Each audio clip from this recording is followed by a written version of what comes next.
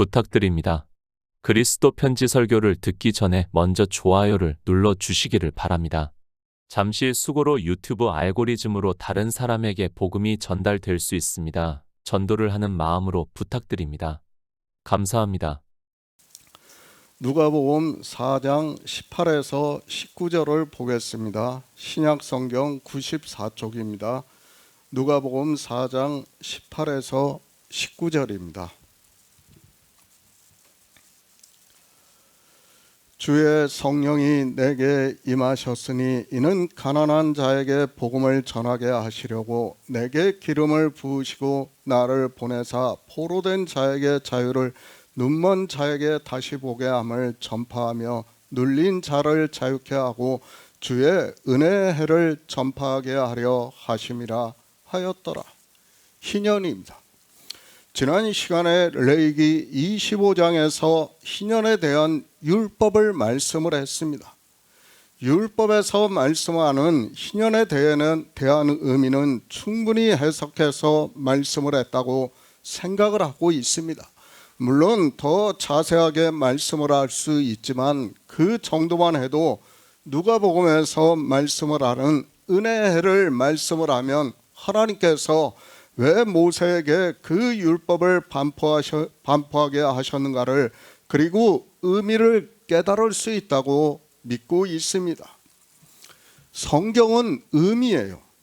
레위기 희년은 사실 번역이 그렇게 되어 있다는 것을 우리가 알 수 있습니다. 수양의 나팔이라는 직접적인 히브리어의 뜻이 있다는 것을 알고 있습니다. 그러나 그 수양의 나팔이라는 것은 단지 실제 그것을 사용을 해서 나팔을 불었을 뿐이지 실제는 하나님께서 종교에서 종으로 살아가고 있는 우리 인생들을 자유하게 하는 율법이라는 것을 알 수 있는 말씀입니다. 그러니까 인생은 종교에 의해서 포로가 되어 있어요. 종이 되어 있어요. 그걸 모르니까 희년이라는 율법을 아무리 봐도 레위기 25장을 아무리 자세히 자기가 인간의 철학으로 가지고 깊이 상고를 한다 해도 깨달을 수가 없어요. 반드시 뭐에 대해서 알아야 됩니까? 우리 인생은 율법과 인생의 철학에 대해서 종이 되어 있다는 것을 알아야 돼요. 그 종에서 예수 그리스도께서 이제 은혜의 해가 오심으로 해서 자유케 하신다는 거예요. 그 자유를 주시겠다는 것을 이번 시간에 말씀을 하고 있습니다. 희년입니다. 이제 신약에 와서는 이사야 선지자의 말씀에 성취가 되는 것을 말씀을 하면서 은혜의 해라고 말씀을 하고 있습니다. 누가복음에서 주님께서 이 세상에 오셔서 구속의 일을 이루시는 것을, 그러니까 모세의 율법의 희년이 그리고 이사야 선지자의 예언의 말씀을 하고 있는 은혜의 해가 이루어진다는 것을 말씀을 하고 있습니다. 인생들이 얼마나 종교에 눌려 있는가를 알아야 돼요. 종교의 포로가 되어 있어요.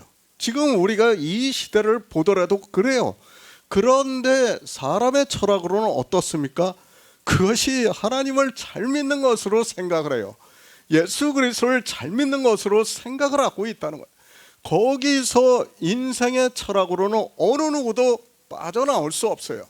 그것을 지난 시간에 우리가 예수 그리스도의 속죄를 이 시대 어느 누구도 알 수가 없어요. 그것을 이제 신약에 와서 이사야 선지자가 예언을 하고 주님께서 오셔서 복음을 전파해 주시는 거예요. 그것을 은혜해라고 말씀을 하고 있다는 것을 우리가 깨달아야 합니다. 전혀 다른 단어입니다. 그러나 영적으로는 같은 의미라는 것을 누구나 쉽게 알 수 있는 말씀이고, 이 시대 종교인들 역시 희년을 은혜해라고 말을 하고 있습니다. 율법에서의 희년은 이스라엘이 자유하는 것을 법으로 정한 것이라면 이사야 선지자의 말씀이 이루어지는 누가복음에서는 영적인 의미가 더 깊은 말씀이지만 이스라엘이 수양의 나팔을 부는 것과 같이 이방의 종교인들 역시 그저 문자를 아는 것으로 노래를 부르고 있는 것을 볼 수 있습니다. 성경이에요.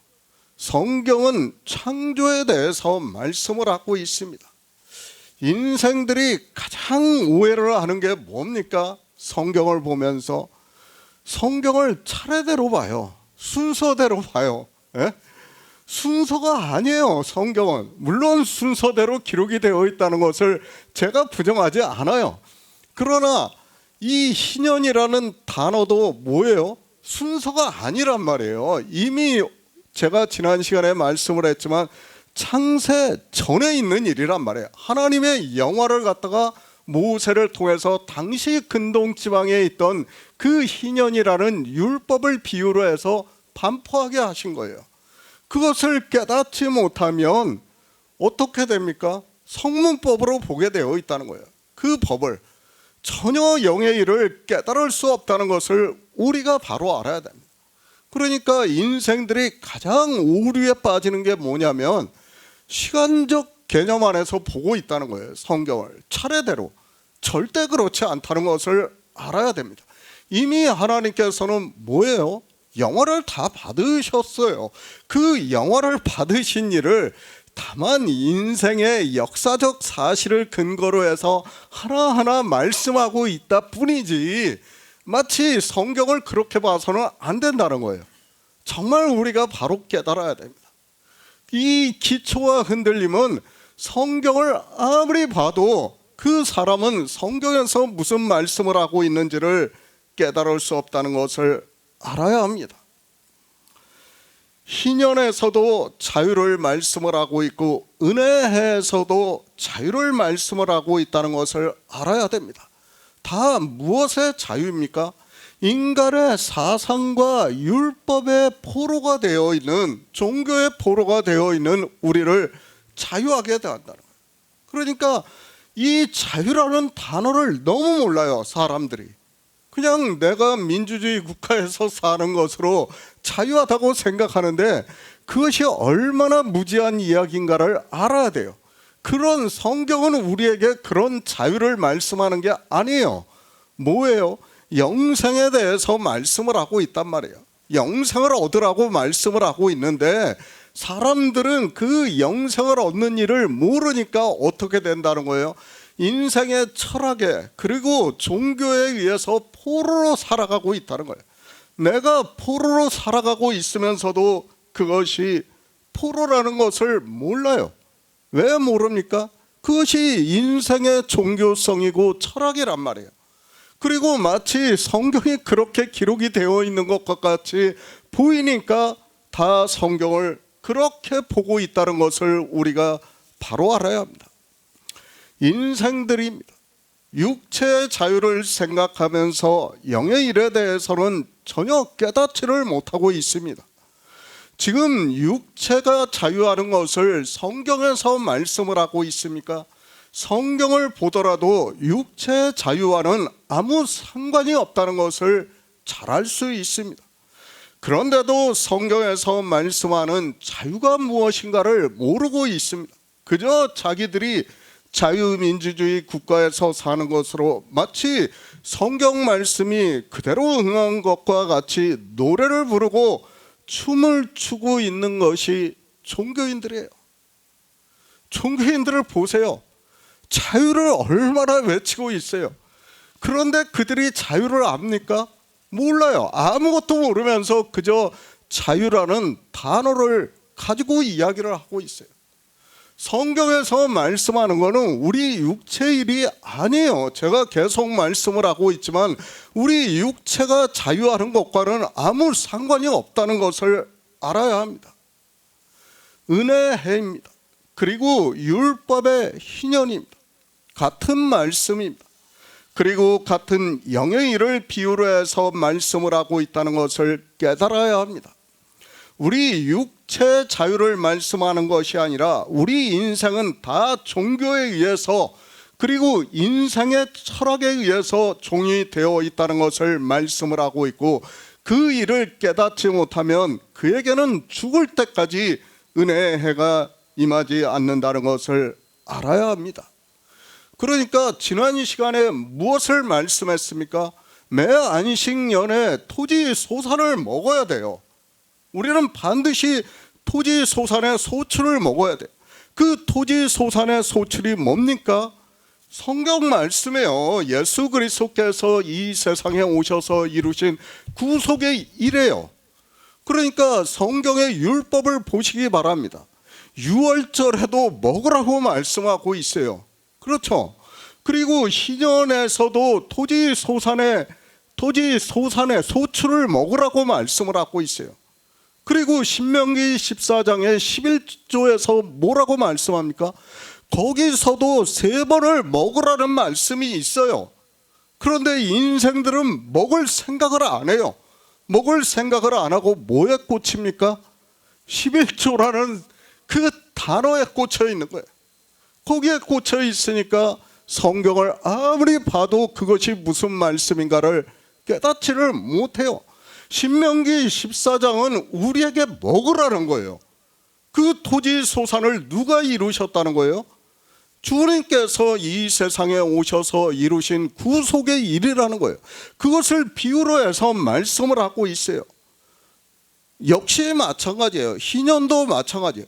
그래야 그것을 토지의 소출을 먹어야 우리에게 희년이 오고 이제 주님께서 이사야 선지자의 말씀과 같이 이 세상에 오셔서 은혜의 해를 어떻게 전하는가를 지금 말씀을 하고 있습니다. 이사야 선지자입니다. 주 여호와의 신이 내게 임하셨으니 이는 여호와께서 내게 기름을 부으사 가난한 자에게 아름다운 소식을 전하게 하려 하심이라. 나를 보내사 마음이 상한 자를 고치며 포로된 자에게 자유를, 갇힌 자에게 노임을 전파하며 여호와의 은혜의 해와 우리 하나님의 신원의 날을 전파하며 모든 슬픈 자를 위로하되 무릇 시온에서 슬퍼하는 자에게 화가를 준다고 말씀을 하고 있습니다. 그러니까 주님께서 오시는 일을 말씀을 하고 있습니다. 그것을 지금 다시 누가복음에서 그대로 말씀하고 있습니다. 주의 성령이 내게 임하셨으니 이는 가난한 자에게 복음을 전하게 하시려고 내게 기름을 부으시고 나를 보내사 포로된 자에게 자유를, 눈먼 자에게 다시 보게 함을 전파하며 눌린 자를 자유케 하고 주의 은혜를 전파하게 하려 하심이라 하였더라고. 주님께서 이 세상에 오신 일을 말씀을 하고 있습니다.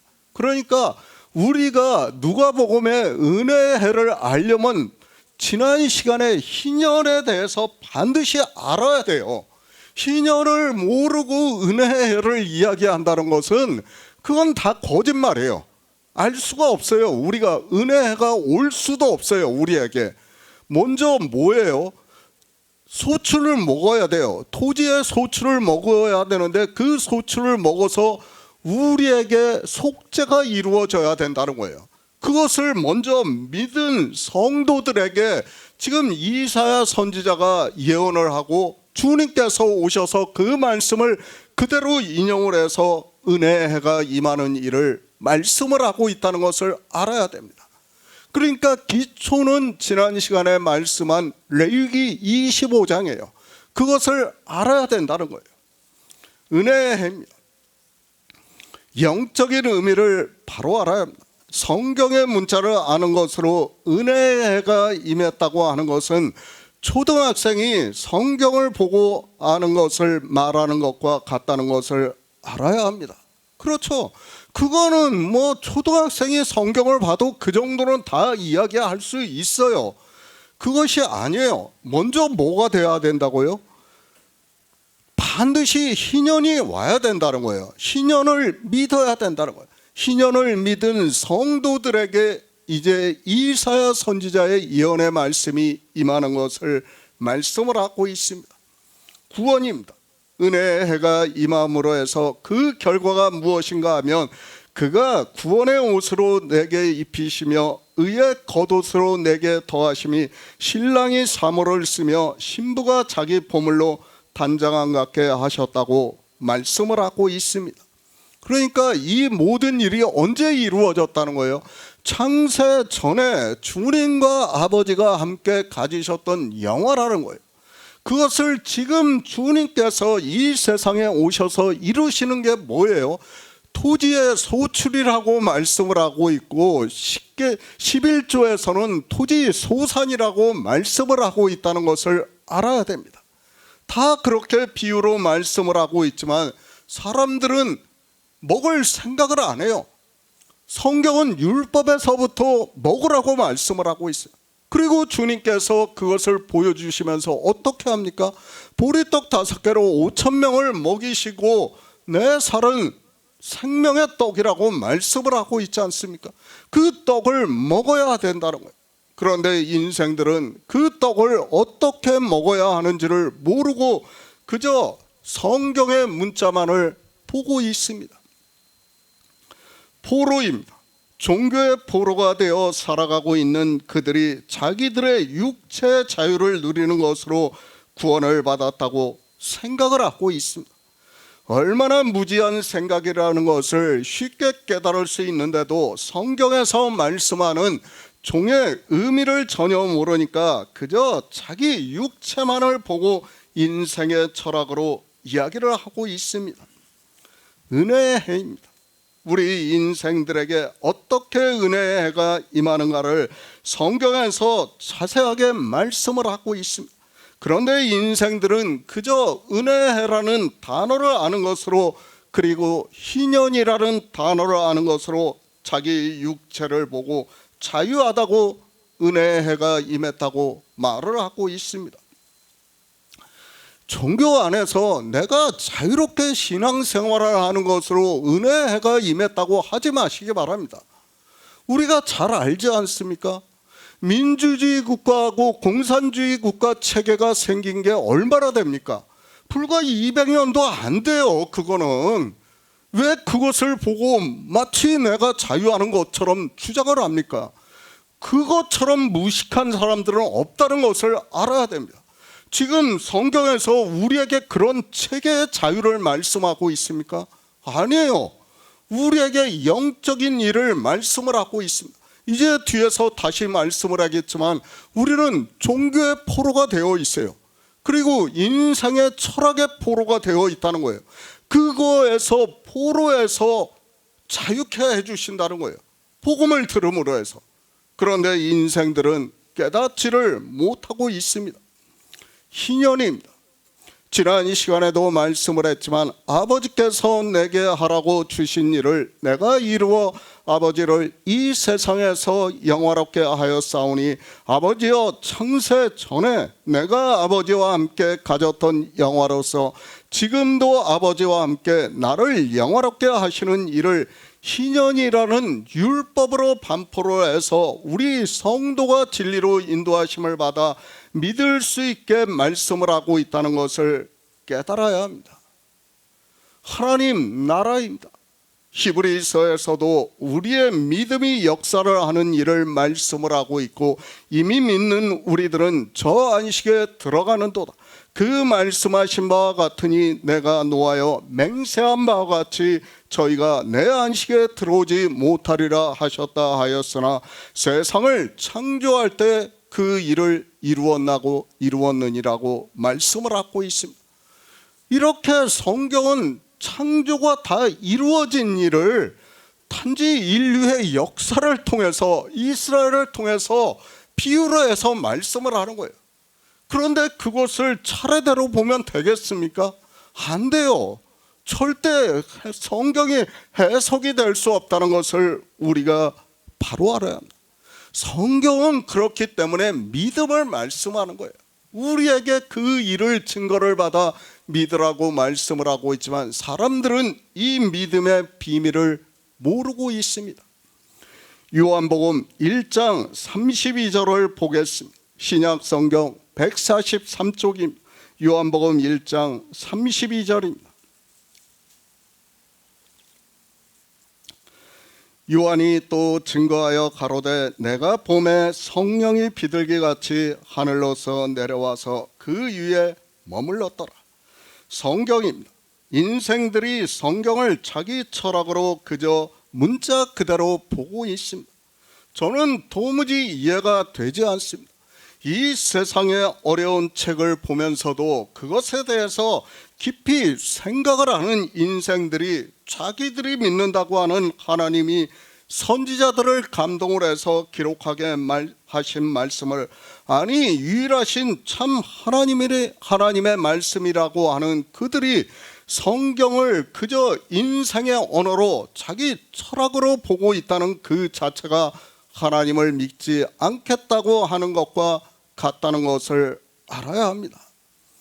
어떻게 성경을 세상 책보다 더 쉽게 보고 있습니까? 문법을 아예 깡그리 무시를 하면서 성경을 보고 있어요. 그런 그들이 어떻게 성경에서 예수 그리스도를 증거를 받아 믿을 수 있습니까? 그런데도 그저 문자를 아는 것으로 마치 자기들이 믿는 것으로 생각을 하고 있습니다. 왜 문자주의가 싹트게 되었는가를 알아야 돼요. 종교가 되면서 성경이 다 라틴어로 기록이 되어 있어요. 지금도 라틴어를 배우려고 하면 정말 머리가 뽀개져요. 가장 어렵다고 하는 언어예요.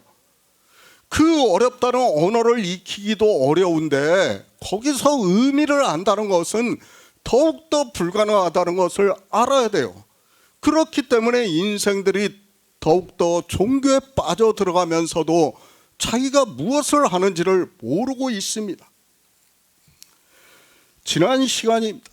희년을 말씀을 했습니다. 그러나 인생들은 레위기 25장의 말씀을 보면서도 그 말씀의 의미를 전혀 깨닫지 못하고 있습니다. 안식년입니다. 안식년의 소출은 너희가 먹을 것이니 너와 내 남종과 내 여종과 내 품꾼과 너와 함께 거하는 객과 내 육책과 내 땅에 있는 들짐승들이 다 그 소산으로 식물을 삼을지니라고 말씀을 하고 있습니다. 성경은 뭘 하는 게 중요한 게 아니에요. 먹어야 되는 거예요. 계속해서 말씀을 하고 있지만 소출이 뭐예요? 토지 소산의 소출이 뭐예요? 그것을 주님께서 이 세상에 오셔서 이루시는 일을 비유로 말씀을 하고 있어요. 우리 인생을 뭐라고 합니까? 땅이라고 하지 않습니까? 흙이라고. 그러니까 하나님이 이 세상에 우리 인생의 모습으로 오신 것을 토지라고 하는 거예요. 그리고 그분이 이루신 일을 소출이라고 하고 소산이라고 말씀을 하고 있지만 인생들은 성경을 보면서도 깨닫지를 못하고 있습니다. 7월 10일입니다. 대속죄일입니다. 지난 이 시간에 계속해서 말씀을 했습니다. 이 속죄를 믿어야 돼요. 그런데 이 시대에 누가 속죄를 믿습니까? 아무도 안 믿고 있어요. 주님께서 하나님으로 부활하셔서 하나님 나라에 들어가셨다고 말씀을 하고 있고, 오직 창조에서는 주님만이 하나님 나라에 들어가셨다는 것을 성경에서 말씀을 하고 있고 우리 성도의 믿음입니다. 그런데 아무도 믿지를 않고 있지 않습니까? 그러면서도 그들이 마치 자기들에게 은혜의 해가 임한 것 같이 생각을 하고 있고 자유를 얻었다고 생각을 하고 있습니다. 정말 바로 알아야 됩니다. 비유입니다. 하나님께서 성령을 주셔서 진리로 인도하심을 받을 수 있다는 것을 말씀을 하고 있습니다. 주님이 오시는 이를 주의 성령이 내게 임하셨으니 이는 가난한 자에게 복음을 전하게 하시려고 내게 기름을 부으시고 나를 보내사 포로된 자에게 자유를, 눈먼 자에게 다시 보게 함을 전파하며 눌린 자를 자유케 하고 주의 은혜를 전파하게 하려 하심이라고 말씀을 하고 있습니다. 희년은 이미 임했어요. 그 희년이 임한 것을 이제 복음을 전하는 일을 뭐라고 말씀하는 거예요? 은혜의 해가 임했다는 거예요. 희년을 모르고 은혜의 해를 이야기해서는 안 돼요. 반드시 지난 이 시간에 희년에 대한 의미를, 우리가 속죄를 어떻게 받았는가를 믿고 그 다음에 은혜의 해를 믿어야 돼. 은혜의 해가 우리에게 온다는 것을 믿어야 된다는 거예요. 그런데 인생들은 믿지를 않습니다. 주님께서 말씀합니다. 내가 곧 길이요 진리요 생명이라고 말씀을 하고 있습니다. 주님은 길이십니다.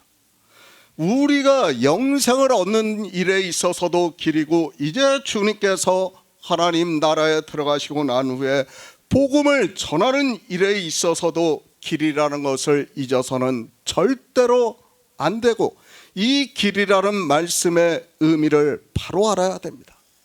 길이에요, 길. 그러니까 은혜해는 길로서 말씀하는 거예요. 우리가 복음을 전하는 일에 있어서 길로서 말씀을 하고 있다는 것을 알아야 돼요. 그러니까 주님께서 오셔서 희년은 우리에게 이미 왔어요. 믿는 거예요.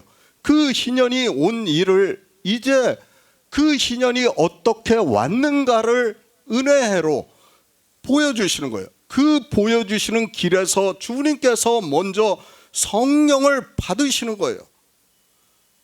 바로 알아야 됩니다. 정말 사람들이 이 말씀을 오해를 해서 어떻게 생각을 합니까?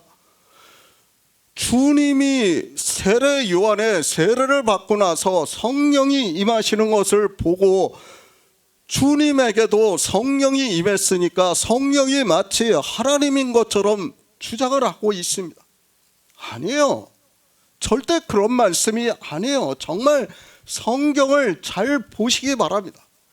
지금 이사야 선지자의 말씀과 누가복음의 말씀과 그리고 요한복음의 말씀은 다 뭘로써 보여주는 거예요? 길로써 보여주는 거예요. 그러니까 복음을 전하려면 먼저 어떻게 해야 된다는 거예요? 주의 성령이 내게 임하셔야 된다는 거예요. 그것은 하나님이시라도 마찬가지라는 거예요. 그분이 몰라서 주의 성령이 임하시는 게 아니라 우리가 복음을 전하려면, 은혜를 전하려면 어떻게 해야 된다는 거예요? 주님과 같이 그대로 돼야 된다는 거예요. 그것을 말씀하는 거예요.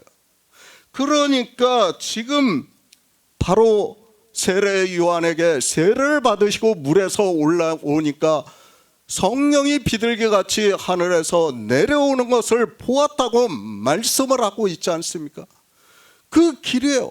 우리도 그렇게 길로 성령이 오셔야 한다는 거예요. 성령이 오시지 않고 은혜를 전한다고 하는 것은 뭐예요? 다 거짓말이라는 거예요. 그러니까 표적으로서 길로서 가르쳐 주는 거예요. 반드시 이렇게 성령이 오셔야 한다는 것을 말씀을 하고 있는데, 사람들은 성령이 무엇인지도 모르고 있고 성령이 어떻게 오시는지도 모르고 있습니다. 세례 요한이 물로 세례를 주고 있습니다. 왜 물 세례를 주는가 하면, 나도 그를 알지 못하였으나 내게 와서 물로 세례 주는 것은 그를 이스라엘에게 나타내려 함이라고 말씀을 하고, 왜 세례를 줍니까? 이스라엘에게 예수 그리스도를 나타내기 위해서 세례를 주는 거예요. 그렇기 때문에 이 시대 더 이상 물 세례를 줘서는 안 된다는 것을 제가 요한복음 강해를 할 때 말씀을 했어요. 이미 다 나타났어요. 뭘 또 나타냅니까? 그렇죠. 이미 다 나타냈기 때문에 우리는 더 이상 나타낼 게 없어요. 성경을 보고 성령의 인도하심을 받으면 되는 거예요. 그렇기 때문에 앞에서 뭐라고 말씀합니까? 주의 성령이 내게 임하셨다고 말씀을 하는 거예요. 바로 그 일이 있어야 된다는 거예요.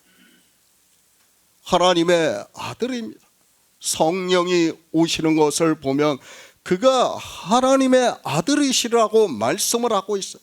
바로 이렇게 하나님의 아들이 이 세상에 오셔서 이제 구속의 일을 이루시는 것을 알게 하기 위해서 성령이 내려오시는 일을 말씀을 하고 있다는 것을 알아야 됩니다. 정말 다시 말씀합니다. 물 세례를 주는 것은 부정하는 거예요. 성경을 부정하는 거예요. 아직도 성경을 쓰겠다고 하는 것과 똑같은 거예요. 우리는 이미 성경에서 예수 그리스도를 다 증거를 받고 믿음으로 역사를 하고 있어요. 그런데도 이 시대 인생들이 모르고 있어요. 길이에요, 길. 이사야 선지자가 61장에서 주 여호와의 신이 내게 임하셨으니 이는 여호와께서 내게 기름을 부으사 가난한 자에게 아름다운 소식을 전하게 하려 하심이라 말씀을 하고 있고, 이렇게 가난한 자에게 아름다운 소식을 전하는 일에 있어서 반드시 주 여호와의 신이, 그러니까 성령이 임해야 한다는 것을 이제 우리 인생들에게 길로서 나타내 보여주시는 말씀이라는 것을 알아야 돼요. 이 말씀을 길로서 안 보면 다 사망의 길로 갈 수밖에 없다는 것을 알아야 합니다. 은혜의 해가 어떻게 임하는지를 몰라요. 은혜의 해가 임하는 것이 무엇인지를 몰라요. 이제 뒤에서 가난한 자에게 복음이 전해지고 종교에 눌린 자가 자유하게 되고 세상의 철학에 눌린 자가 거기서 자유하게 되는 것을 말씀을 하고 있지만 사람들이 깨닫지를 못하고 있습니다. 주의 성령이에요. 이방의 종교인들은 이 성령에 대해서 너무 오해를 하고 있습니다. 그렇죠. 요한복음 1장의 해석이 안 되고 있어요. 지금 세례 요한이 무슨 말씀을 하고 있는지를 몰라요. 저만 다른 성경을 보고 있습니까? 아니지 않습니까? 누구나 해석을 할 수 있는데도 성령이 하나님이라는 인생들이 즐겨 쓰는 3단 논법으로 성경을 보고 그렇게 주장을 하고 있어요. 이 성령이 하나님이라고 하는 것이 당시 철학적 사상이라는 것을 알아야 돼요. 거기서 벗어나지를 못하고 있습니다. 주님은 뭐예요? 길이에요, 길. 복음을 전하는 일에 있어서도 길이라는 거예요. 은혜의 해는 복음을 전하는 것이지 다른 게 아니에요. 우리에게는 희년은 언제 임했어요? 이미 창세 전에 임했다니까요. 그 일을 증거를 받아 우리 속죄가 이루어진 일을 믿으면 돼요. 그 믿는 성도들이 이제 주의 은혜의 해가 하나님께서 성령을 보내주심으로 해서 이 세상에 복음을 전하는 일을 함으로 해서 이런 일이 있다는 것을 말씀을 하고 있습니다. 희년입니다. 은혜의 해입니다. 그 해가 우리에게 임한 일을 믿으려면 반드시 먼저 성령이 우리에게 임해야 한다는 말씀입니다.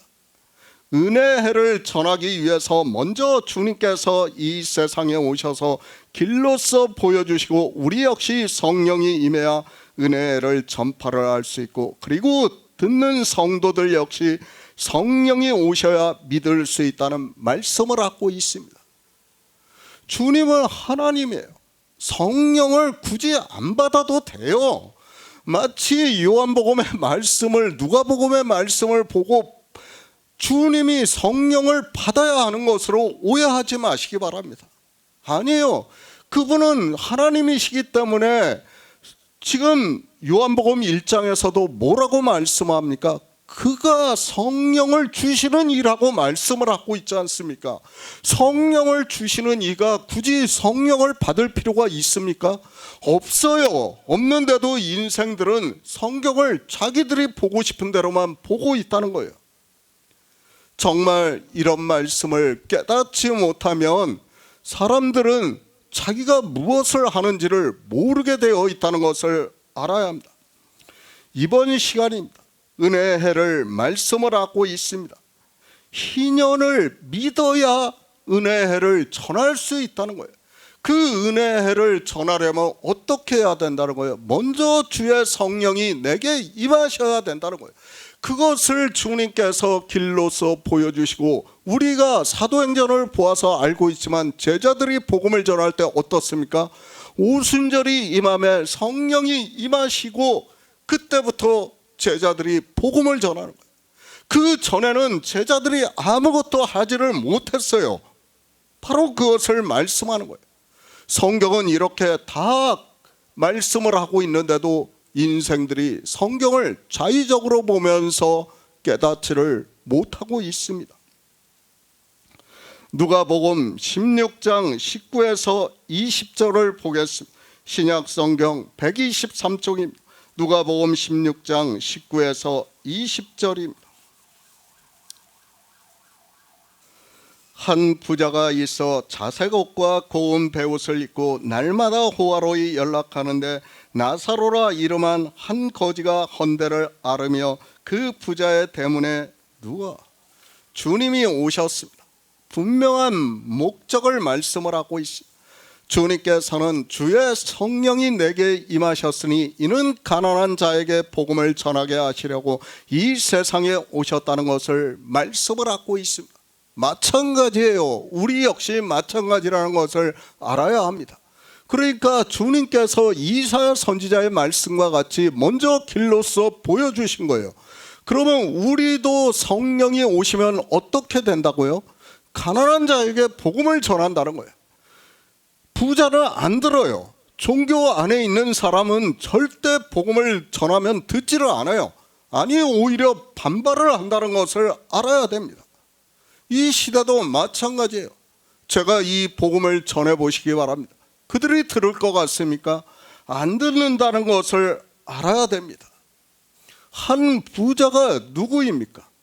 성경은 대표성으로 말씀을 하고 있다는 것을 늘 말씀을 하고 있습니다. 한 부자는 이 세상 종교인을 대표로 하고 있는 거예요. 그 사람을 대표로 하고 걔들은 누구를 비유로 합니까? 그 부자를 따라가는 사람을 비유로 하는 거예요. 그러니까 종교 안에 있는 사람들을 다 어떻게 한다는 거예요? 한 부자와 걔들로 비유하고 있다는 거예요.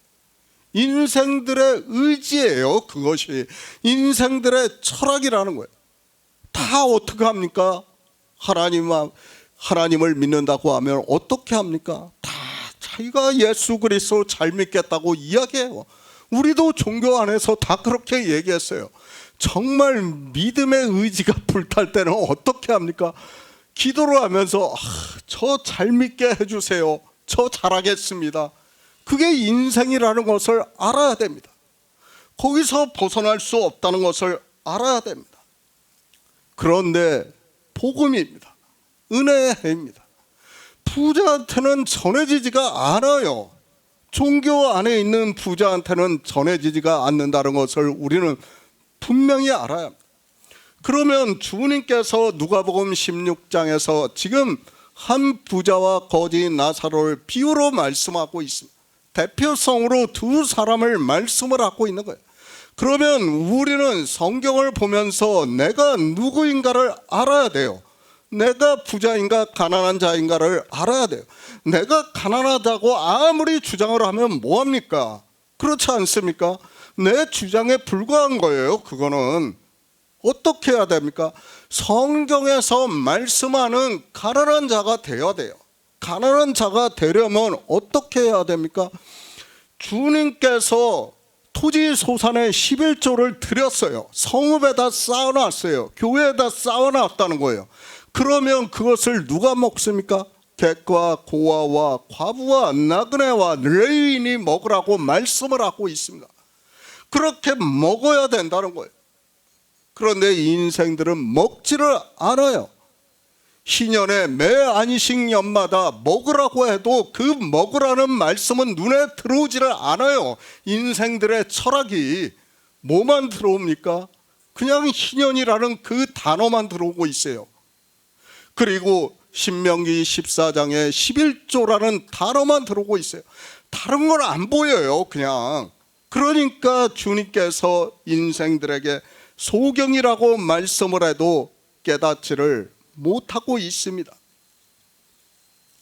종교입니다. 그리고 이 세상의 철학입니다. 인생들은 이 두 가지 안에서 부자가 되기를 원하고 있고 실제 우리가 종교를 보더라도 이렇게 부자가 되어 있다는 것을 깨달아야 됩니다. 우리는 은혜를 구하고 그 다음에 소출을 먹고 믿어야 되는 거예요. 내가 무엇을 하려고 하는 순간 의지가 불타는 순간 어떻게 된다고요? 부자가 될 수밖에 없어요. 우리 인생은. 그런데 거기서 다 빠져가지고 헤어나오지를 못하는 것이 인생들이라는 것을 알아야 됩니다. 은혜의 해가 임하려면 어떻게 해야 된다고요? 가난한 자에게 복음이 전해진다는 거예요. 부자에게는 절대 전해지지가 않아요. 실제 주님께서 이 세상에 오셔서 복음을 전하실 때 보시기 바랍니다. 부자들이 들었습니까? 안 들었어요. 안 들었다는 것을 우리가 잘 알아야 됩니다. 복음입니다. 인생의 철학과 종교성에 빠져 있는 사람은 들을 수 없다는 것을 유대인들을 통해서 잘 가르쳐주고 있는 말씀입니다. 그것을 비유로 해서 누가복음 16장에서 한 부자가 있어 자색 옷과 고운 베옷을 입고 날마다 호화로 연락하는데 나사로라 이름한 한 거지가 헌대를 앓으며 그 부자의 대문에 누워 있다고 말씀을 하고 있습니다. 반드시 어떻게 해야 된다고요? 먼저 우리가 은혜를 우리가 복음을 전하려면 반드시 희년을 알아야 돼요. 희년이 온 일을 믿어야 된다. 그러니까 예수 그리스도의 속죄를 믿어야 돼요. 그 속죄를 믿지 않고는 우리에게 성령이 오실 수가 없어요. 그렇기 때문에 안식년에 소출을 먹으라는 거예요. 유월절을 먹는 것과 같이 11조를 먹는 것과 같이 그렇게 먹어야 이제 은혜의 해가 임할 때 어떻게 한다는 거예요? 주의 성령이 내게 임하셔가지고 가난한 자에게 복음을 전할 수 있다는 거예요. 그런데 인생들은 성경을 보면서도 누가 가난한 자인지를 모르고 있어요. 내가 무조건 가난하다고 하지 마세요. 그건 떼쓰는 거야, 애들이. 성경에서 정의를 해주고 있단 말이에요.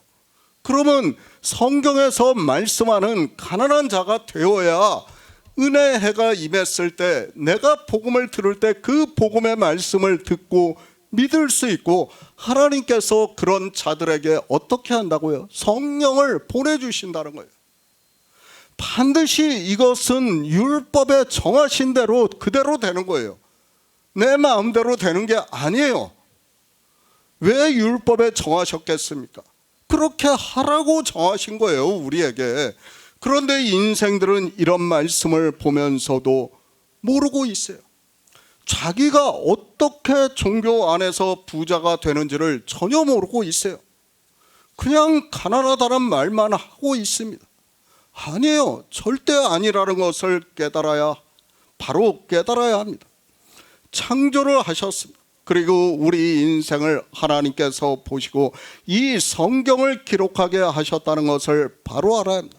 그래서 당시 근동 지방의 법과 종교적 의식을 비유로 해서 말씀을 하고 있고 또 인생의 철학적 사상을 비유로 해서 말씀을 하고 있지만 성경이 어떻게 기록이 되어 있는지 그 기초조차도 모르면서 그저 성경을 인생의 철학으로 그 문자만을 보고 안다고 하는 것이 종교인들입니다. 정말 안타까워요. 종교인들이 하는 얘기를 들어보면 정말 한심해요. 성경의 기초를 모르니까, 창조 자체를 모르니까, 하나님에 대해서 모르니까 자기들이 하고 싶은 얘기를 하고 있어요. 어떤 사람은 11조를 반대해요. 11조를 왜 반대를 하는지를 몰라요. 그러면서 무조건 11조만 반대를 하고 있어요. 알아야 될 거 아니에요. 11조를 왜 반대해야 되는지. 11조는 하는 게 아니라 어떻게 해야 된다고요? 먹어야 된다는 거예요, 우리가. 그러니까 신약에 와서 바리새인들이 내가 일에 이틀을 금식하고 소득의 11조를 드린다고 말을 하니까 주님께서 뭐라고 말씀합니까? 영생을 얻지 못한다는 거예요, 그 사람들은. 그런데 지금 이 시대 소득의 11조를 가지고 이야기를 하고 있어요. 누구는 소득의 11조를 내야 한다고 하고 있고 누구는 소득의 11조를 내지 말라고 하면서 마치 자기가 고고한 척을 하고 있고 아니에요. 성경은 그것을 말씀하는 게 아니에요.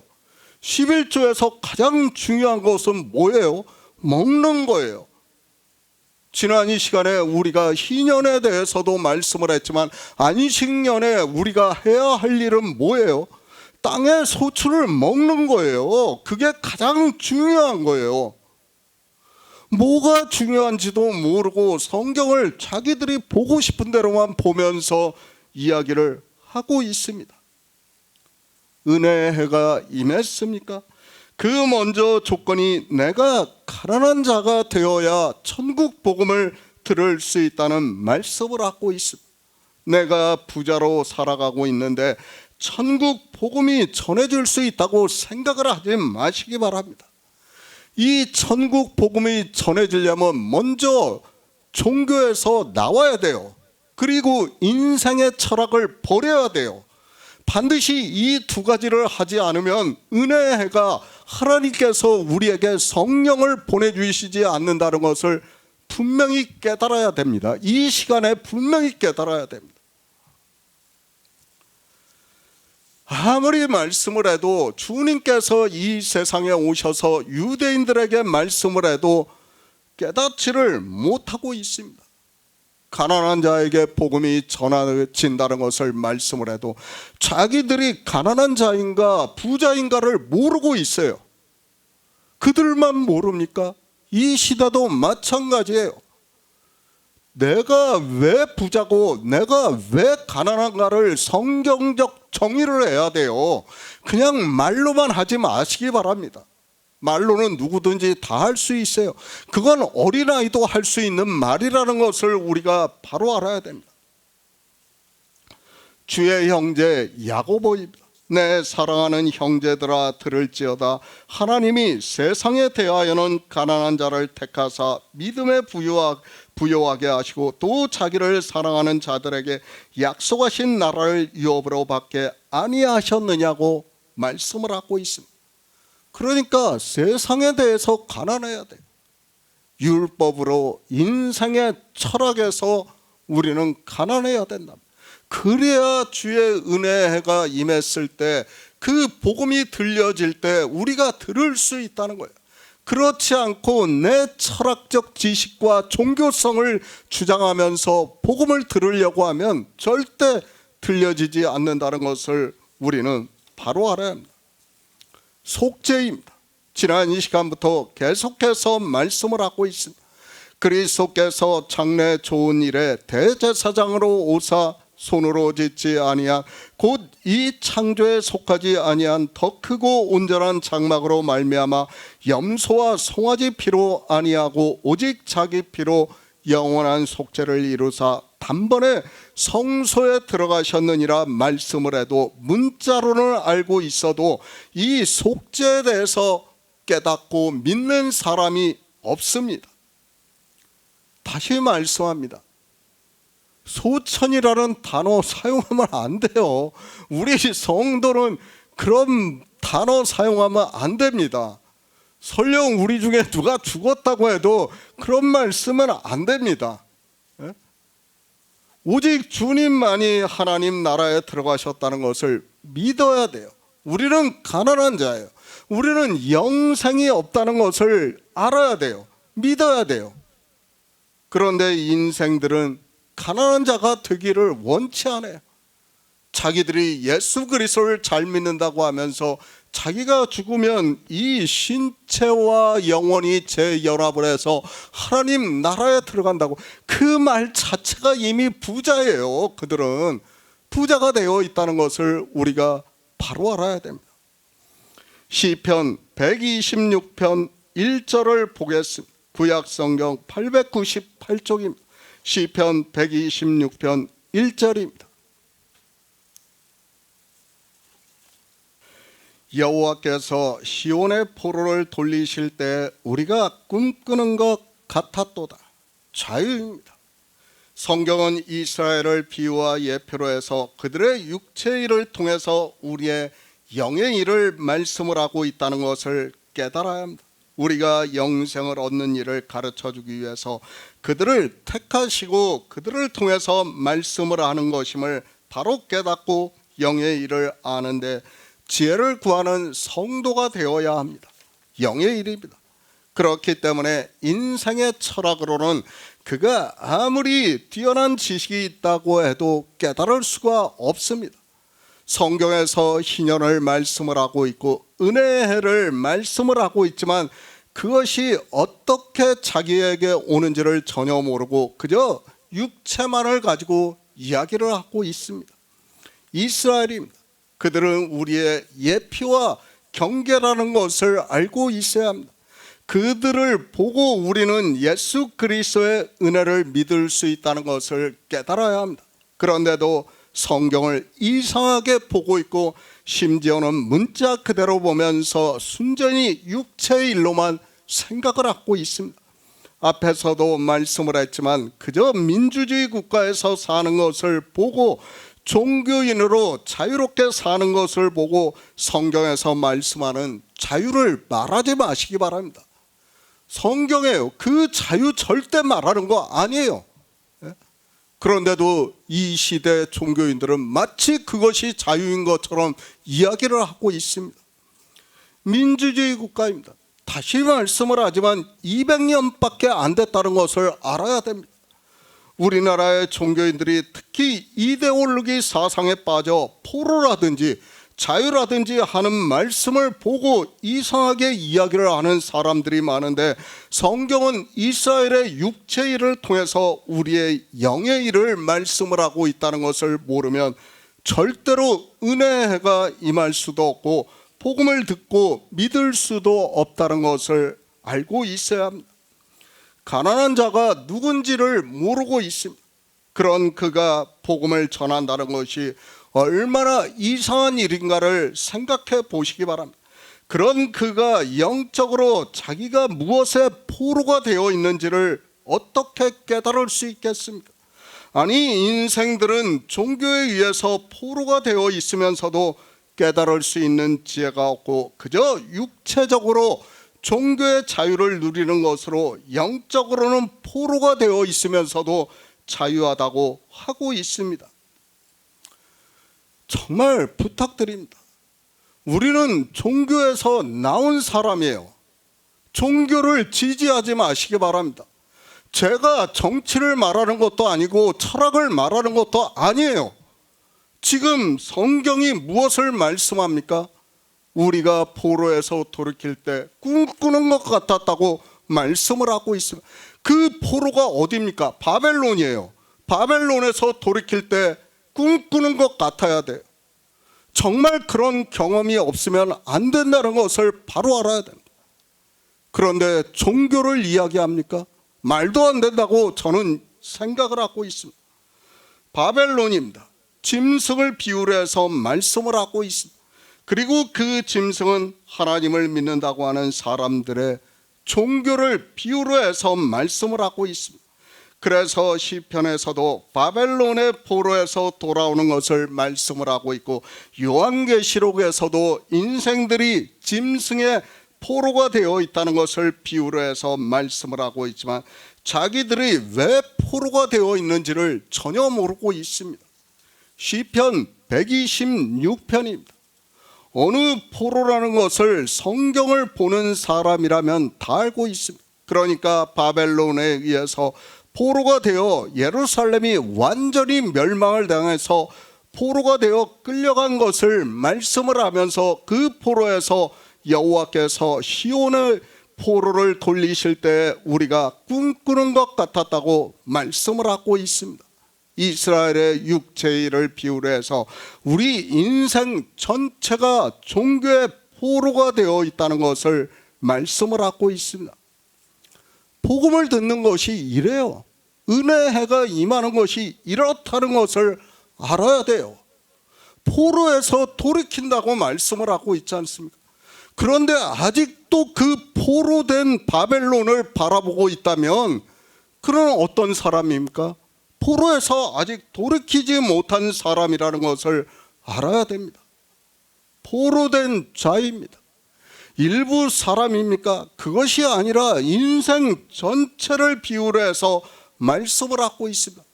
이스라엘 전체가 어떻게 됐습니까? 바벨론의 포로로 갔어요. 어느 한두 사람이 간 게 아니에요. 바벨론에 남아있던 사람들은 다 어떻게 됐습니까? 죽었어요. 그들은 다 죽임을 당했습니다. 애굽으로 피난 갔는데 어떻게 됐습니까? 애굽에서 다 죽었지 않습니까? 포로로 갔다니까요. 다 갔어요. 그 포로에서 돌아오는 것을 지금 말씀을 하고 있고, 그 바벨론은 요한계시록에서도 말씀을 하고 있어요. 뭐예요? 종교예요. 종교. 우리 인생입니다. 전체가 포로된 자라는 것을 말씀을 하고 있습니다. 어디에 포로가 되어 있는가 하면 바벨론에 의해서 포로가 되었다는 것을 말씀을 하고 있습니다. 나는 아니라고 하지 마시기 바랍니다. 이 영의 일을 깨닫지 못하면 예수 그리스도를 믿는다고 하는 그 자체가 모순이라는 것을 알아야 합니다. 은혜의 해가 어떻게 임합니까? 포로된 자에게 임한다니까요. 내가 포로가 아니라고 주장하는 사람에게는 은혜의 해가 임할 수가 없어요. 그런데 포로에서 돌아올 때 어떻다는 거예요? 내가 꿈꾸는 것 같다고 말씀을 하고 있지 않습니까? 그런데 그 포로를 바라보고 있습니까? 그 바벨론을 바라보고 있습니까? 아직까지도? 저는 아니라고 생각해요. 이스라엘이 그들을 통해서 보여주셨습니다. 그래서 시편에서 여호와께서 시온의 포로를 돌리실 때 우리가 꿈꾸는 것 같다고 말씀을 하고 있습니다. 얼마나 극적인 말씀입니까? 이 정도의 경험이 있어야 돼요. 내가 포로에서 나올 때 정말 이래야 돼요. 우리가 꿈꾸는 것 같아야 돼요. 그런데 누가 그렇게 하고 있습니까? 그리고 우리 인생 전체에게 은혜가 왔다는 것을 또 다른 천사 곧 둘째가 그 뒤를 따라 말하되 무너졌도다 무너졌다 큰 성 바벨론이여 모든 나라를 그 음행으로 인하여 진노의 포도주를 먹이던 자로 환상으로 가르쳐주고 있지만 아직도 바벨론의 포로가 되어 있는 사람들이 너무 많이 있습니다. 포로예요. 남자들은 좀 알아요. 군대 생활을 굉장히 험악하게 한 사람들은 제대할 때 뭐라고 하는지 아십니까? 그쪽 쳐다보지도 않는다고 해요. 저 역시 그랬어요. 쳐다보지도 않는다니까요. 하다못해 군대도 그래요. 그런데 포로를 생각해 보세요. 그건 군대보다 더하다니까요. 그런데도 포로에서 벗어나지를 못하면 어떻게 됩니까? 이 유대인들이 지금 시편 126편의 말씀과 같이 꿈꾸는 것 같은 경험이 있어야 되는데 그렇지를 못하니까 어떻게 됐습니까? 페르시아의 포로가 됐고 다시 헬라의 포로가 됐고 주님이 오셨을 때 로마의 포로가 된 거예요.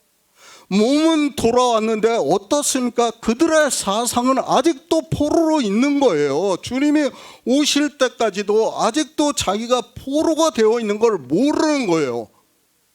종교 안에 있으면서 지금 그것을 말씀을 하고 있습니다. 나를 알아야 돼요. 영적인 일이에요. 정말 이 말씀이 극적으로 나에게 와야 된다는 거예요. 시편의 말씀을 그저 우습게 생각하지 마시기 바랍니다. 정말 그 포로에서 살아난 자만이 나는 죽을 수밖에 없었어요. 포로에 잡혀가지고 거기서 사망을 당할 수밖에 없었는데 극적으로 살아난 사람만이 그것을 증거를 할 수 있는 거예요. 우리가 잘 아는 유대인의 홀로코스트가 그렇지 않습니까? 거기서 다 죽을 것 같았어요. 그런데 거기서 극적으로 살아남은 사람들이 있었어요. 그들이 그 홀로코스트를 증거하고 있지 않습니까? 포로에서 돌이키실 때 정말 꿈꾸는 것 같아요. 사람들이 종교에서 나오는 것을 너무 쉽게 생각을 하고 있어요. 아니에요. 사망에서 생명으로 옮겨지는 일이라니까요. 그러니까 희년이 오는 게 무엇입니까? 예수 그리스도의 속죄예요. 주님께서 생명으로 부활하셔서 하나님 나라에 들어가신 일을 믿는 거예요. 그것이 우리에게 희년이에요. 그 희년을 전하는 게 바로 은혜해라는 말씀이에요. 주의 성령이 오셔가지고 이제 은혜를 가난한 자에게 복음이 전파가 돼가지고 포로된, 종교에서 포로된 자에게 자유를 주신다는 거예요. 그런데 이것을 누가 알고 있습니까? 제가 아무리 이렇게 말씀을 해도 깨닫지를 못해요. 아직도 그 종교의 사상에 사로잡혀 있어요. 안 됩니다. 정말 내가 그 생명을 얻는 일이 얼마나 감격스러운 일인가를 깨달아야 돼요. 포로로 가면 죽는 거예요. 그냥 거기서 죽을 수밖에 없는 우리가 그 포로에서 다시 시온으로 돌이키셨다는 거예요. 꿈보다 더한 일이에요. 사실은 그것이 우리에게 지금 우리가 복음 안에서 교제를 하는 이 일이 얼마나 놀라운 일인가를 알아야 됩니다. 제가 이 적은 인원 가지고 서로 교제를 하고 있지만 우리가 환경을 봐서는 안 돼요. 환경이 아니라 하나님께서 우리에게 주신 은혜가 무엇인가를 바로 알아야 됩니다. 솔직히 말씀드릴게요. 우리 각자에게 바로 이 시편의 말씀이 그대로 임해야 된다는 거예요. 꿈꾸는 것 같아요. 그 사람이 다시 거기를 바라보겠습니까? 거기와 같은 생각을 하겠습니까? 아니에요. 안 한다니까요. 쳐다보기도 싫다니까요. 그것이 우리 성도의 믿음이라는 것을 알아야 됩니다. 은혜의 복음이 어떻게 전해지는가를 지금 우리에게 말씀을 하고 있지 않습니까? 포로입니다. 우리는 종교에 의해서 죄의 종으로 살아가고 있다는 것을 말씀을 하고 있고 그것을 포로라고 실제 이스라엘이 바벨론의 포로가 된 것을 비유를 해서 말씀을 하고 있습니다. 돌아와야 돼요.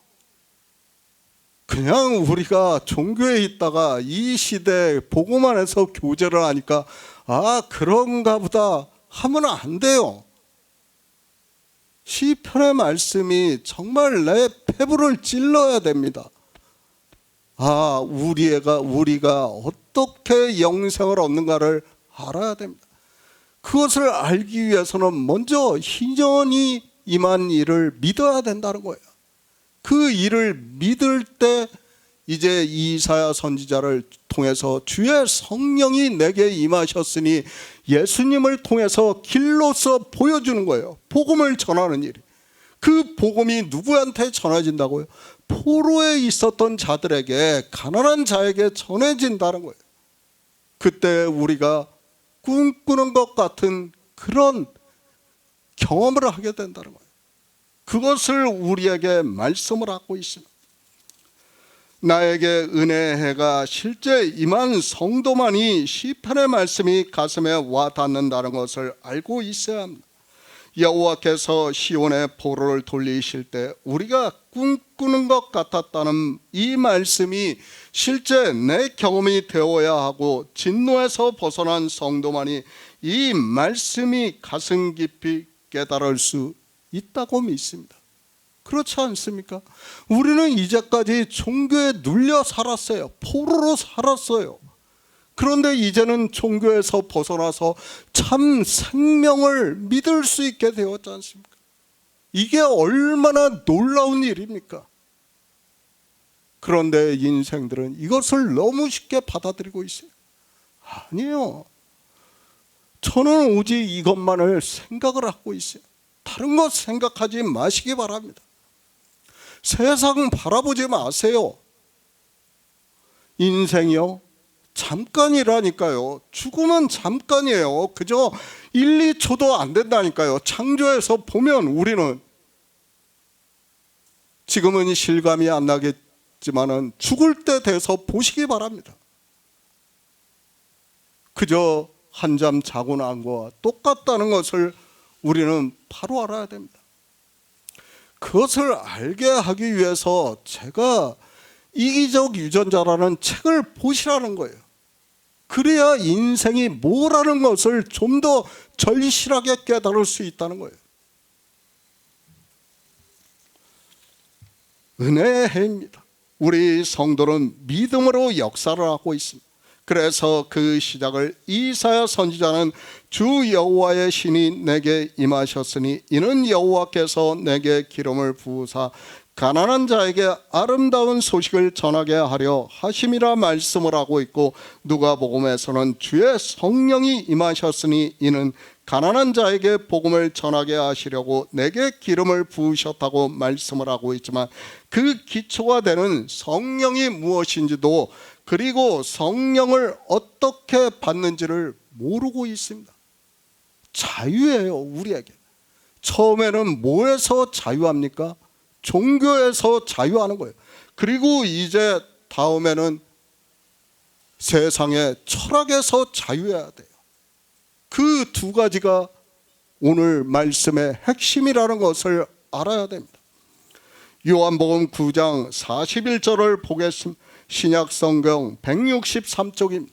요한복음 9장 41절입니다. 예수께서 가라사대 너희가 소경되었다면 죄가 없으려니와 본다고 하니 너희 죄가 그저 있느니라. 소경입니다. 이 말씀은 제가 이미 요한복음 강해를 할 때 충분히 말씀을 했기 때문에 우리 성도는 깨닫고 있다고 믿고 있습니다. 정말 바로 알아야 됩니다. 우리는 다 소경이에요. 뭐에 대해서 소경입니까? 진리를 아는 데 있어서 소경이에요. 성경을 보고는 있지만 어떻습니까? 이 세상에 그 유명하다고 하는 신학자들이라고 하는 사람들도 다 어떻게 됐습니까? 다 소경이 됐어요. 그 소경에서 어느 누구도 벗어나지를 못했다는 것을 우리가 바로 알아야 합니다. 영의 일입니다.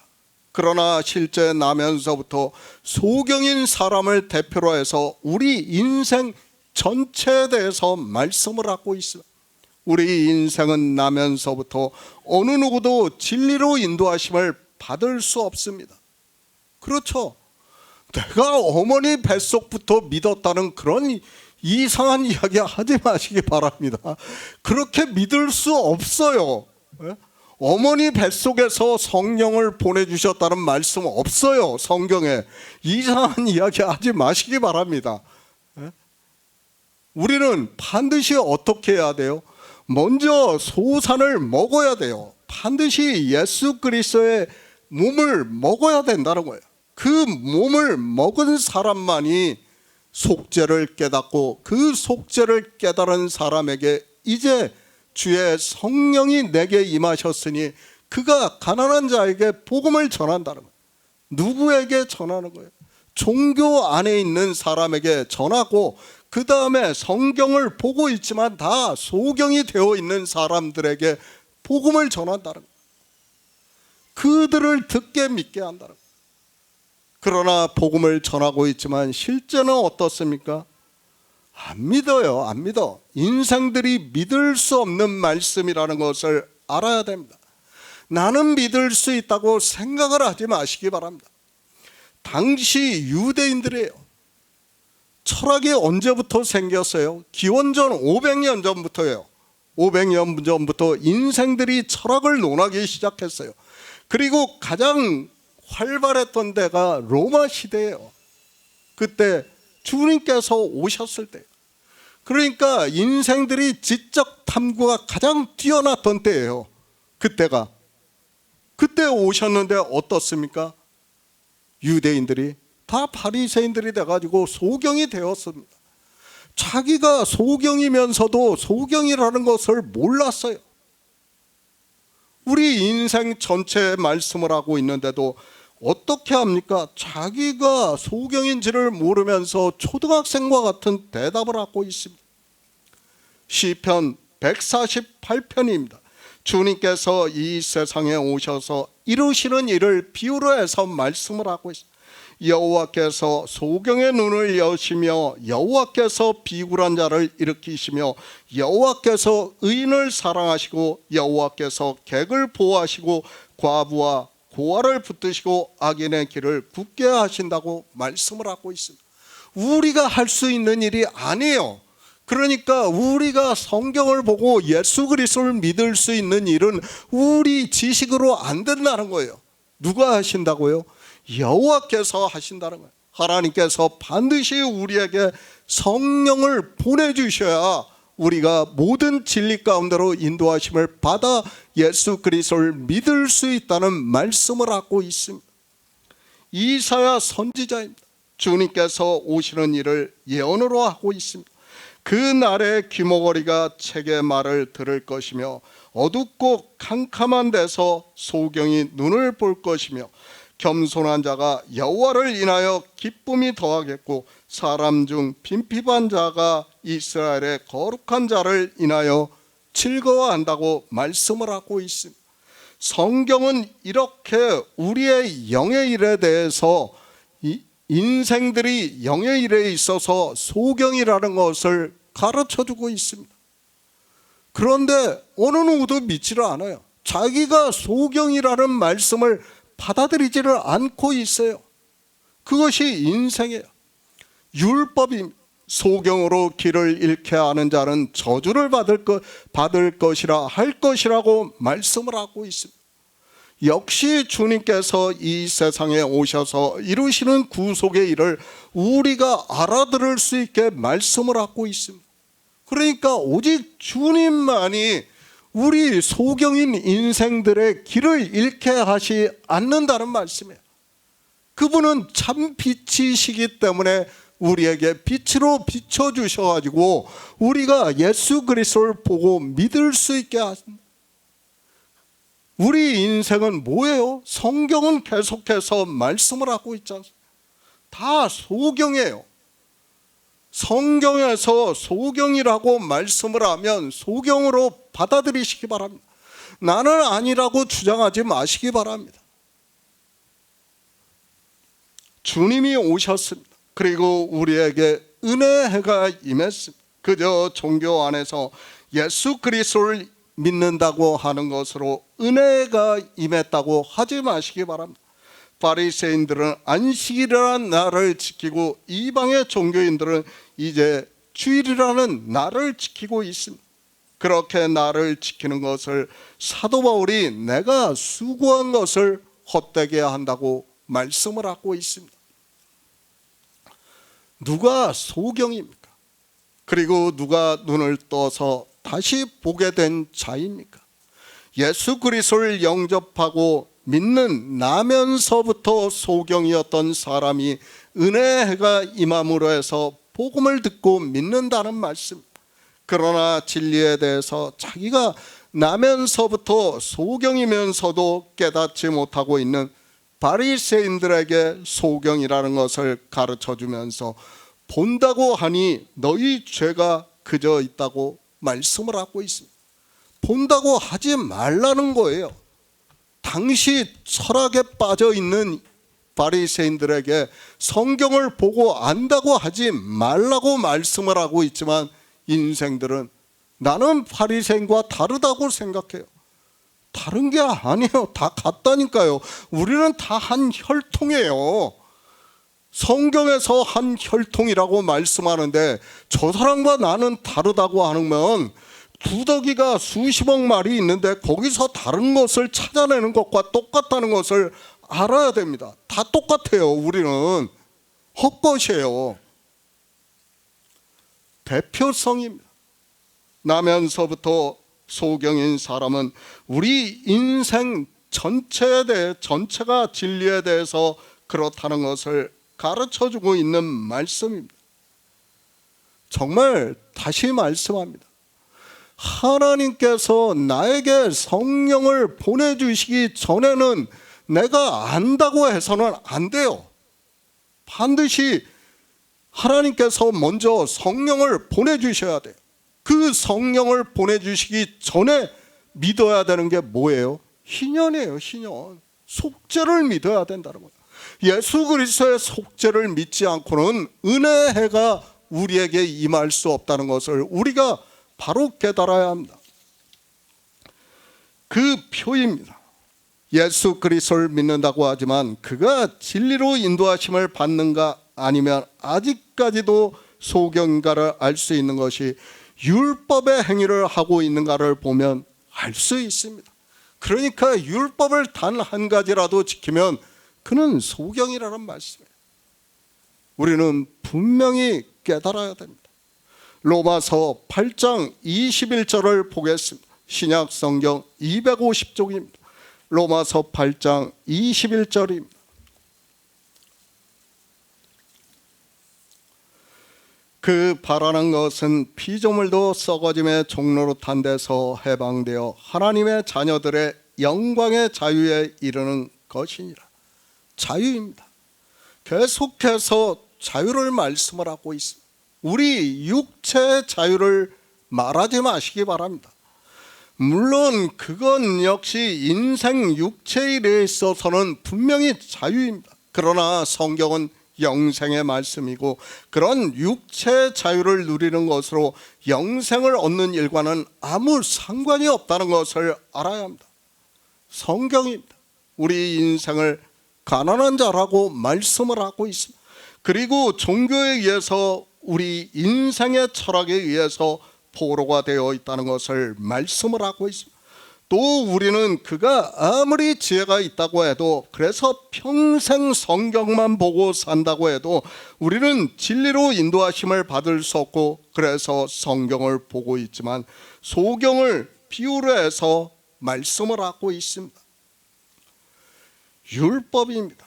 희년이라고 당시 근동 지방의 시민의 법을 비유로 해서 말씀을 하고 있고 이제 주님께서 이 세상에 오셔서 지금도 아버지와 영화롭게 하시는 일을 신약 성경에서는 주의 성령이 내게 임하셨으니 이는 가난한 자에게 복음을 전하게 하시려고 내게 기름을 부으시고 나를 보내사 포로된 자에게 자유를 눈먼 자에게 다시 보게 함을 전파하며 눌린 자를 자유케 하고 주의 은혜를 전파하게 하려 하심이라고 말씀을 하고 있습니다.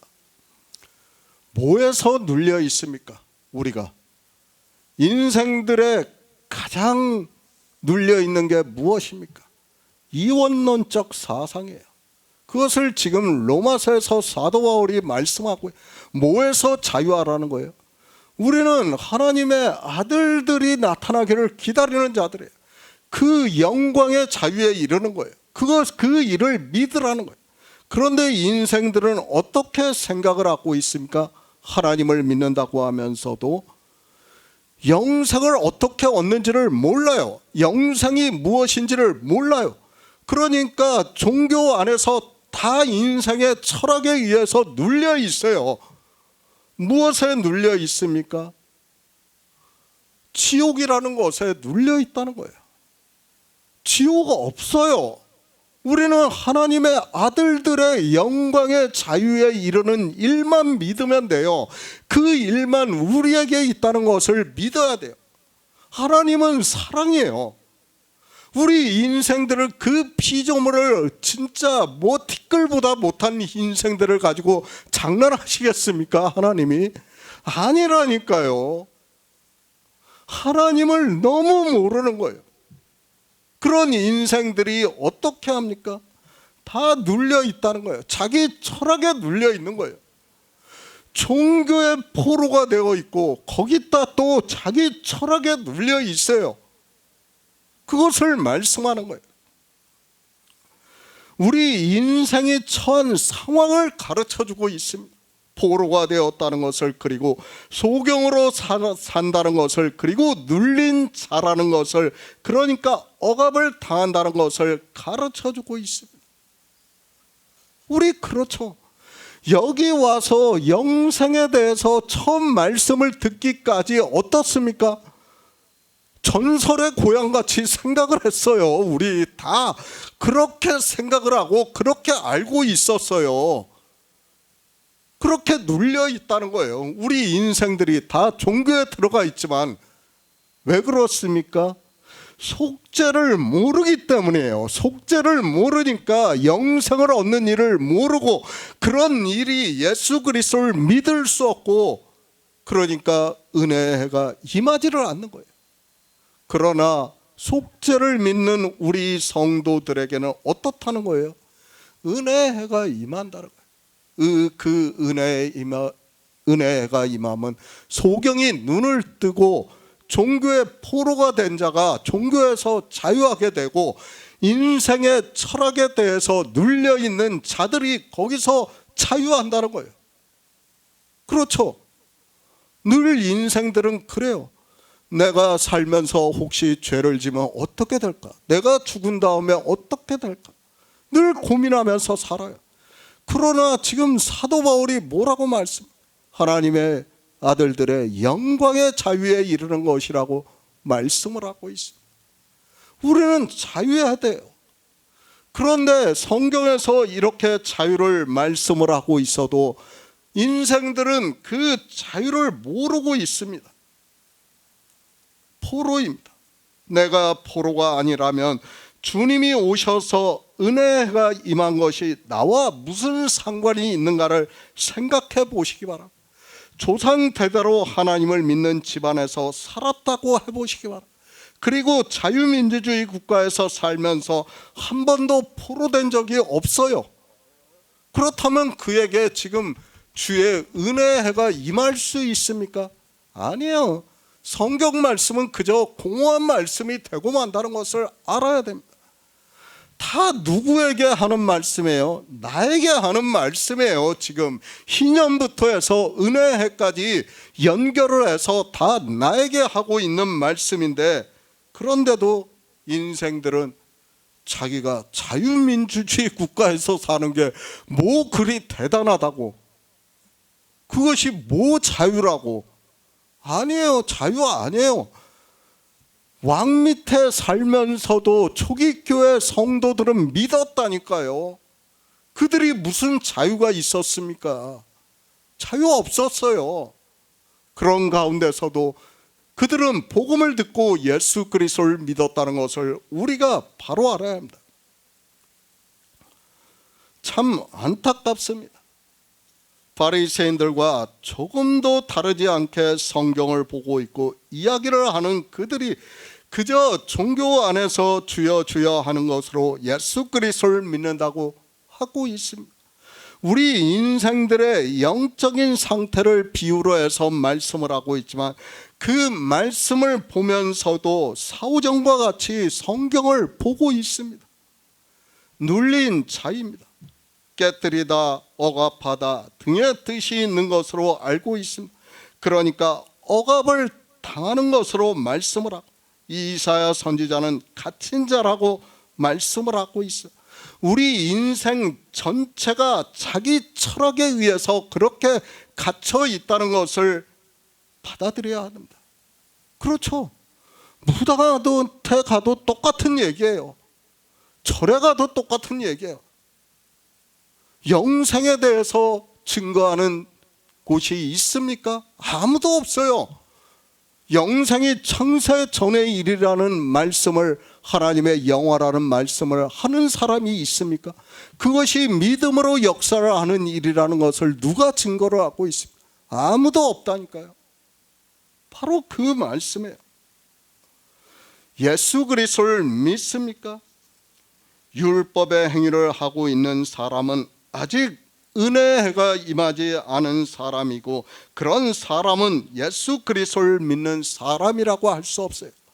그리고 이원론적 사상을 가지고 이야기를 하는 사람은 다 아직도 눌려있는 사람이라는 것을 우리가 알아야 됩니다. 하나님의 명령이 무엇입니까? 주님께서 나는 그의 명령이 영생인 줄 안다고 말씀을 하고 있어요. 사도 요한은 그가 우리에게 약속하신 약속은 이것이니 영원한 생명이라고 말씀을 하고 있습니다. 그 영원한 생명을 태초부터 있는 생명이라고 말씀을 하고 있고, 하나님께로서 난 자들이라고 말씀을 하고 있고, 위에 있는 생명이라고 말씀을 하고 있어요. 그런데 어느 누구도 믿지 않아요. 성경을 보면서도 성경에 없는 말을 너무 쉽게 하고 있어요. 왜 그렇습니까? 다 눌려 있기 때문에요. 자기 철학에 눌려 있으면서도 자기가 어떻게 눌려 있다는 것을 모르니까 그대로 살아가고 있다는 것을 알아야 됩니다. 율법입니다. 인생들은 그 본성이 율법주의라서 그것에 짓눌려 있다는 것을 우리 성도는 바로 깨닫고, 그 다음이 무엇입니까? 인생의 철학에 짓눌려 있다는 것을 알아야 됩니다. 정말 우리가 철학에서 벗어나야 돼요. 그 철학이 뭐예요? 인간의 행복론을 주장하고 있어요. 인간이 어떻게 잘 되는가를 이야기하는 게 철학이에요. 그것을 지금 종교에서 그대로 이야기를 하고 있지 않습니까? 그러니까 하나님을 잘 믿기 위해서 얼마나 무단히도 노력을 하고 있습니까? 그게 다 눌려 있는 거예요. 그런데 그것이 무엇인지를 모르고 있습니다. 제가 그것을 눌려 있다고 말씀을 하면 아마 종교 안에 있는 사람들은 크게 반발을 한다는 것을 잘 알고 있습니다. 우리는 눌린 자라는 것을 알아야 됩니다. 사도 바울입니다. 로마서에서 피조물에 고대하는 바는 하나님의 아들들이 나타나는 것이니 피조물이 허무한데 굴복하는 것은 자기 뜻이 아니요 오직 굴복해 하시는 이로 말미암음이라. 그 바라는 것은 피조물의 썩어짐의 종노릇한 데서 해방되어 하나님의 자녀들의 영광의 자유에 이르는 것이라고 말씀을 하고 있습니다. 하나님의 자녀들이, 자기의 아들들이 언제 됐다고요? 창세 전에 있는 일이라는 것을 우리가 말씀을 하고 있어요. 그런데 인생으로는 이 일을 믿을 수가 없어요. 믿을 수 없으니까 어떻게 합니까? 허무한 사상에 굴복을 하는 거예요. 그 아무것도 아닌 사상에 마치 내세가 있는 것으로 이야기를 하면서 누구는 죽어서 지옥에 가서 영원히 고통을 받고 누구는 천국에 간다는 말도 안 되는 이야기를 하고 있어요. 그런 사상이 단테 신곡에서 나왔다는 것을 알아야 됩니다. 단테가 그런 것을 쓸 때는 다 이유가 있어요. 이유가 있는데 사람들은 그 이유를 전혀 몰라요. 그냥 그 신곡만 보고 있어요. 거기에 빠져들어가고 있다는 거예요. 바로 알아요. 제가 칼뱅이 5대 강령을 만들 때도 그 이유가 하나하나 있다는 것을 말씀을 했지 않습니까? 단테도 역시 마찬가지라니까요. 그가 정적들에 의해서 20년을 고향을 못 들어갔어요. 못 들어가고 죽었어요. 그러니 정적들이 얼마나 싫었겠습니까? 그 정적들을 갖다가 다 지옥에다가 던져놓은 거예요. 우리가 바로 알아야 됩니다. 그게 단테의 신곡이에요. 그런데 이 인생들은 깨닫지를 못하고 있습니다. 그것은 피조물의 허무한 사상이에요. 거기에 굴복하지 마시기 바랍니다. 우리 성도는 하나님의 아들들이 나타나는 영광의 자유에 이르는 것을 믿고 있어요. 그 일을 바라보고 있어요. 그렇지 않습니까? 우리 성도의 믿음이에요. 그런데도 인생들은 이 믿음을 모르니까, 이 영광의 자유에 이르는 것을 모르니까 어떻게 합니까? 허무한데 굴복하는 거예요. 사상에. 그 사상에 눌려 있다는 거예요. 그것을 알려면 어떻게 해야 된다고요? 먼저 희년을 믿어야 돼요. 우리는 희년을 믿지 않으면 지금 은혜의 해가 와가지고 우리가 종교에서 자유하지도 못하고 성경을 보고 있지만 소경이 될 수밖에 없고 세상 철학에 눌려 있을 수밖에 없다는 거예요. 그것을 말씀을 하고 있지만 인생들은 깨닫지를 못하고 있습니다. 자유입니다. 우리 성도의 자유입니다. 사도 바울이 하나님의 자녀들의 영광의 자유에 이르는 것이라고 말씀을 하고 있습니다. 그러니까 우리 성도는 하나님께로서 난 자들이라는 말씀을 하고 있고, 영생이 있음을 믿는 성도는 허무한 말에 굴복하지 않는다는 말씀. 그렇죠. 영생을 믿는데 천국, 지옥 그런 얘기 믿겠습니까? 안 믿어요. 우리는 거기에 굴복하지 않는다니까요. 그것을 지금 말씀한, 거기에 눌린 자를 자유케 한다는 것을 말씀을 하고 있습니다. 에베소서 2장 8절을 보겠습니다. 신약 성경 311쪽입니다. 에베소서 2장 8절입니다. 너희가 그 은혜를 인하여 믿음으로 말미암아 구원을 얻었나니 이것이 너희에게서 난 것이 아니요 하나님의 선물이라. 은혜의 해입니다. 우리 성도들에게는 이미 은혜의 해가 임했다는 것을 믿고 있습니다. 그 은혜의 해가 임한 성도만이 율법에서 자유할 수 있고 진리를 알지 못하는, 그러니까 참빛을 보지 못하는 소경에서 눈을 떠 볼 수 있고 인생의 철학에서 눌린 자로 살아가다가 자유한다는 말씀입니다. 가난해야 합니다. 내가 어떻게 가난한 자인가를 알아야 됩니다. 우리는 영생을 얻을 수 없어요. 우리 인생의 능력으로는 안 돼요. 그래서 율법에서도 우리를 가난한 자라고 말씀을 하고 있어요. 그 가난한 자는 어떻게 하라고요? 토지 소산의 소출을 먹어야 된다는 거예요. 11조를 먹어야 된다는 거예요. 그런데 인생들은 종교 안에 들어와서 11조를 먹을 생각은 안 하고 11조를 소득의 11조로 해가지고 자기들이 드리려고 해가지고 부자가 되고 있다는 말씀입니다. 은혜입니다. 이 은혜에 대해서는 다시 말씀할 기회가 있기 때문에 여기서는 더 이상 말씀을 하지 않는 것으로 하겠습니다. 가장 중요한 일은 희년이 이르면 대속죄일에 나팔을 부는 일이라는 말씀을 했고, 이 속죄는 주님께서 이 세상에 오셔서 이제 십자가에서 죽으시고 그 육체를 버리시고 태초부터 있는 생명으로 다시 사셔서 하나님 나라에 들어가신 일이라는 말씀입니다. 복음입니다. 주님께서 이 세상에 오셔서 하나님 나라의 복음을 전해주셨습니다. 그것이 바로 은혜의 해입니다. 그 은혜의 해가 전해지려면 어떻게 해야 된다고요? 반드시 하나님께서 우리에게 성령을 보내주셔야 우리가 복음을 전할 수 있다는 것을 말씀을 하고 있습니다. 주의 은혜의 해입니다. 주님께서 복음을 전파해 주셨다고 말씀을 하고 있습니다.